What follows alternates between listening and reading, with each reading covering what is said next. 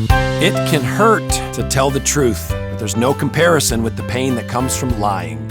Join us for this important conversation today on Family Vision. Hi, my name is J.D. Rienow. Welcome to Family Vision with my parents, Dr. Rob and Amy Rienow, strengthening families through practical, encouraging, and real conversations. Rob and Amy Rienow here with Visionary Family Ministries. We so much appreciate you taking the time to be with us. We love having you a part of the Family Vision community. And we're continuing in our series on the 10 Commandments, conversation number 2 about commandment number 9. I think I got those numbers That's right. A lot of numbers and math, yeah. We are talking about the commandment, do not lie. And as has been our pattern, today we're going to talk about applying this commandment really in our family relationships. Mm-hmm. We've talked some about how lying has roots in fear and shame and rejection, or in a desire to earn approval with other people. I think in the last episode, I had one marriage lie confession, and so we will continue that theme today with another one. When you and I were on our very first date and we were getting to know each other, I desperately wanted to impress you, and so we were both in graduate school, so Correct. We had our undergrad world behind us. You went to University of Illinois, I went to Wheaton College, and I told you that I played basketball my freshman year at Wheaton, which was not true. I played basketball through high school. I thought about playing basketball my freshman year at Wheaton. I went to a couple of meetings and a couple of practices, but I did not play. But I really wanted to impress you, so I lied. And how long was it? How long did the lie last?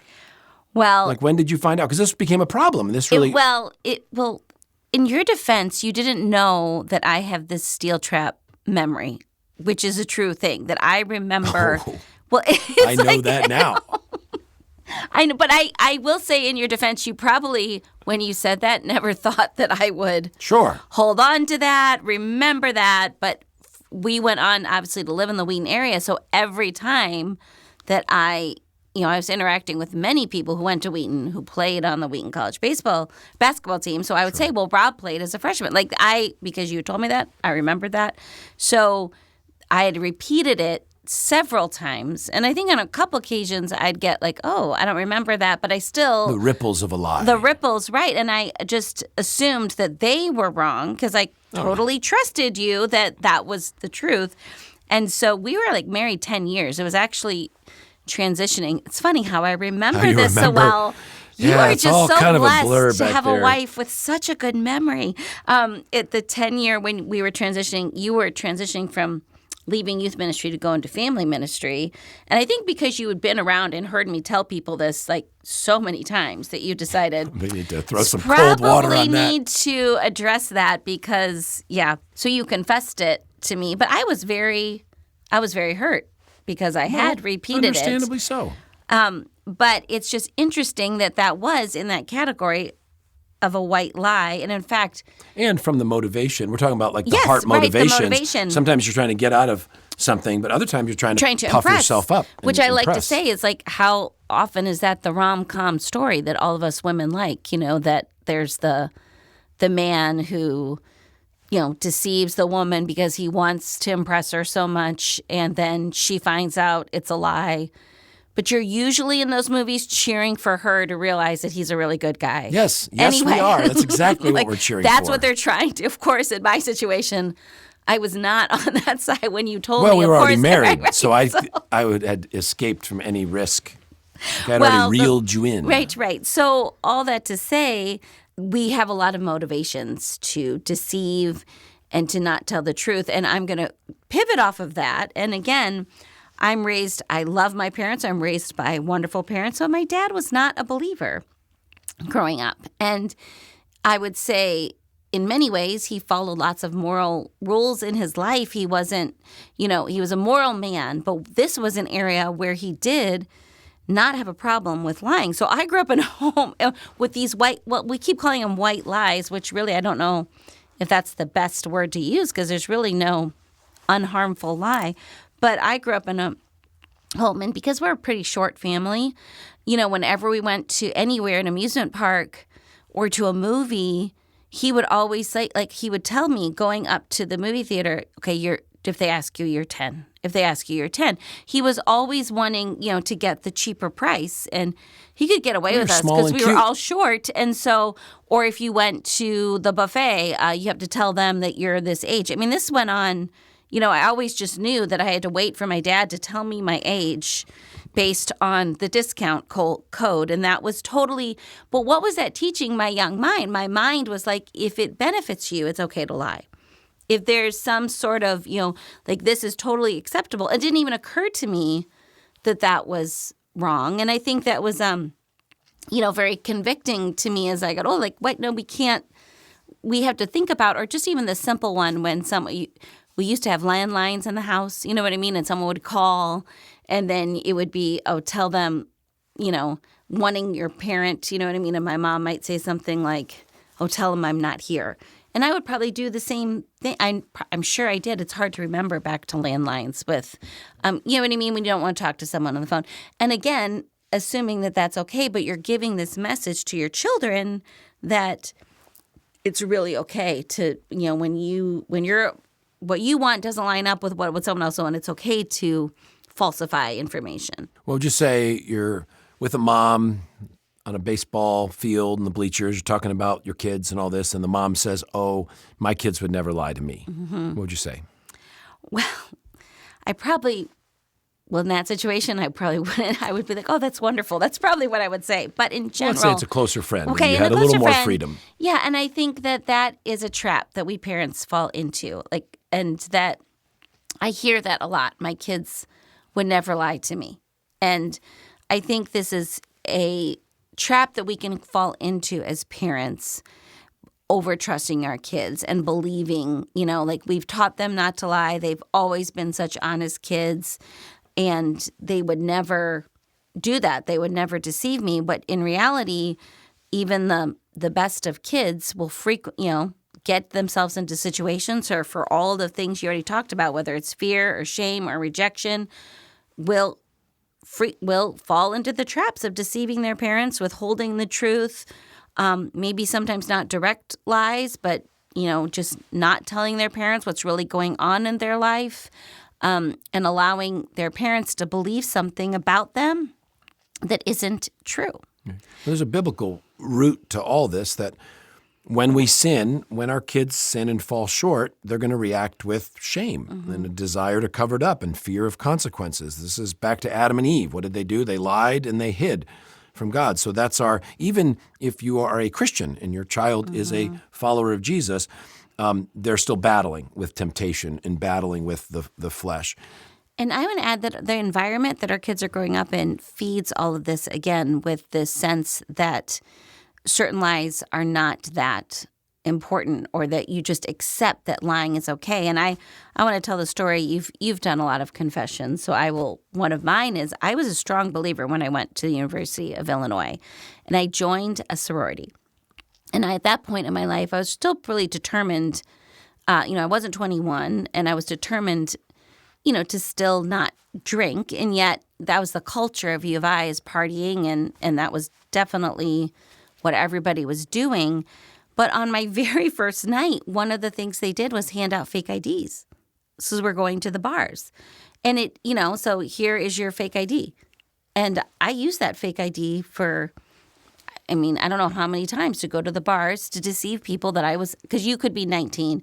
If you were 19, you were allowed to go into the bars. So that's a prime example of being kind of in a situation all of a sudden where lying is, I'm looking around me and I knew I wasn't going to drink, but I had no problem with a fake ID. Yep. And everyone's lying around you. And everyone's lying around me. So I just accepted I didn't have an ounce of conscience over that.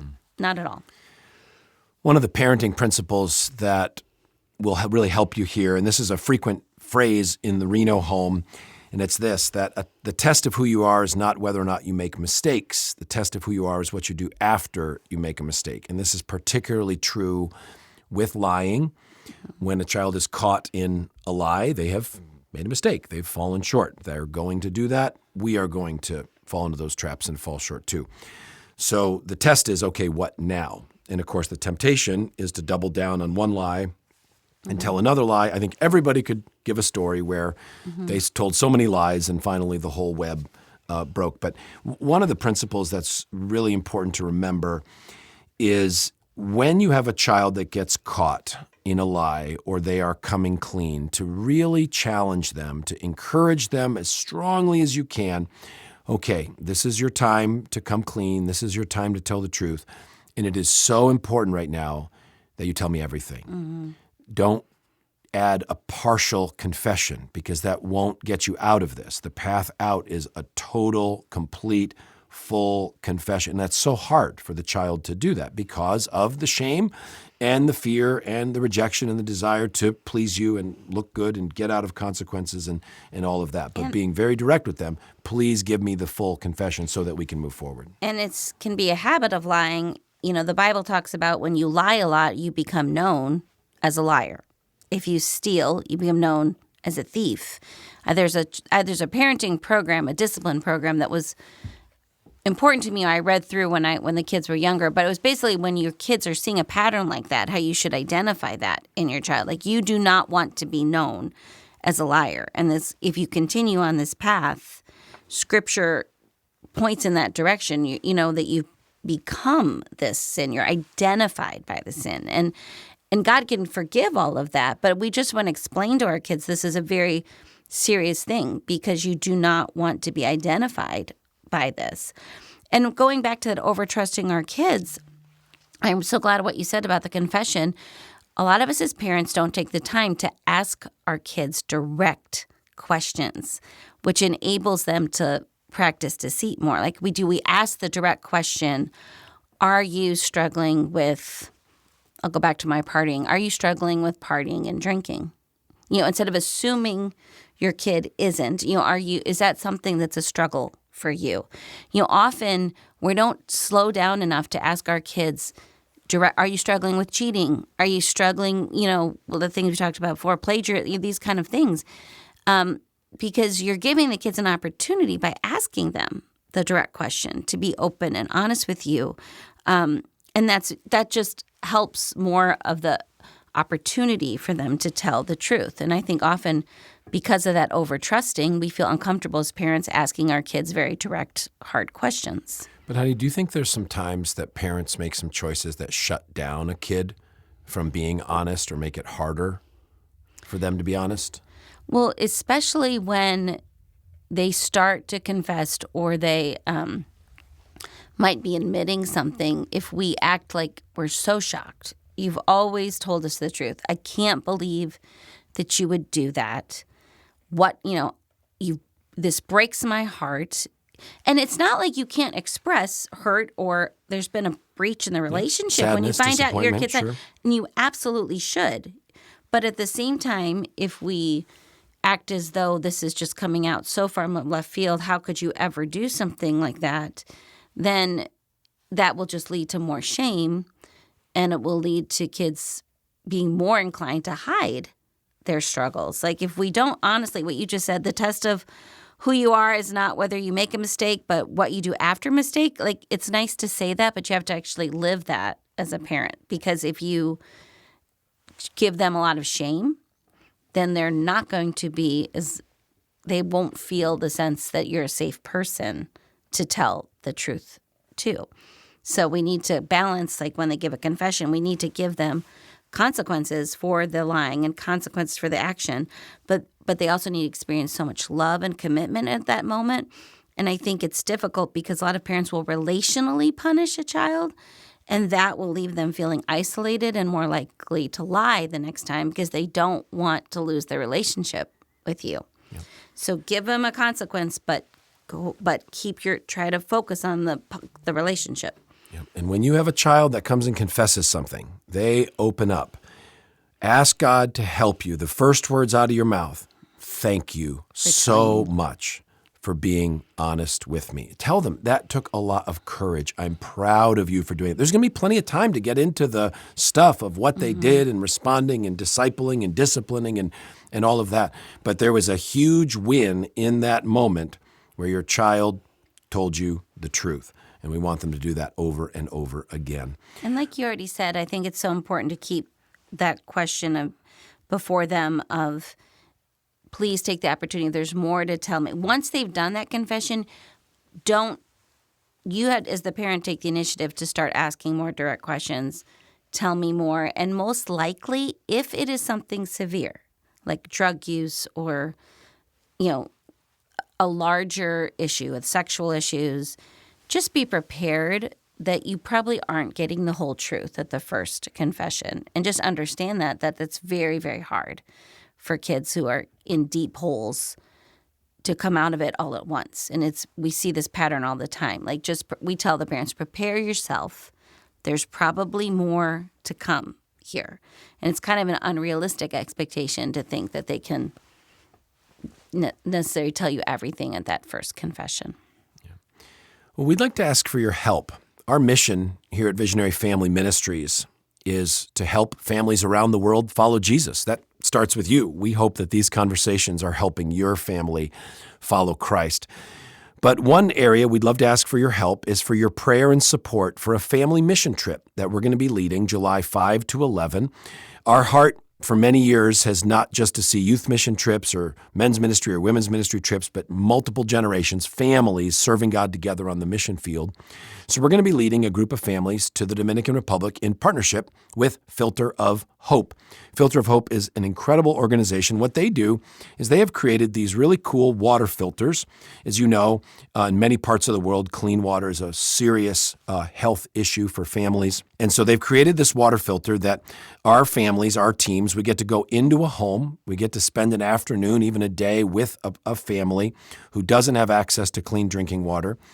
Build this water filter, show them how to use it, and as we build relationships with them, have the opportunity to share the good news of Jesus with them. And when we say a home, we are going into fairly impoverished areas, and often people's homes can look more like what we might call a shack, and the need for clean water is just very evident, and very sad that this is a struggle that so many families face throughout the world. It seems shocking in the world that we live in that anybody should have to be in a situation where they don't have access to clean water. Yeah. And Filter of Hope connects these families with local churches and people who come and do follow-up after our visit with them. So we'd like to ask for you to pray for us. I'd appreciate it if you would go to your calendar, July 5 to 11, and just put a note on each day. Pray for the Visionary Family Filters of Hope mission trip. Pray for our family specifically and the other families that we're going to be leading. And also, we would be grateful if you would consider supporting us financially. We are missionaries with Visionary Family Ministries, and we are missionaries on this trip to the Dominican Republic. And your financial support would make this trip possible, would mean the world to us and impact these families. And you can give really easily, secure, online, everything's tax deductible on our website, visionaryfam.com. Click that button in the upper right, support the mission. And we are hopeful to have more opportunities as families to go on missions trips together. So maybe someday it'll be your family on a VFM missions trip with Filter of Hope, or we don't know where God will lead us. Yeah. So those two big asks today: pray for us on this trip and consider a financial gift to make the trip possible. We really appreciate it. We'd love to hear from you personally.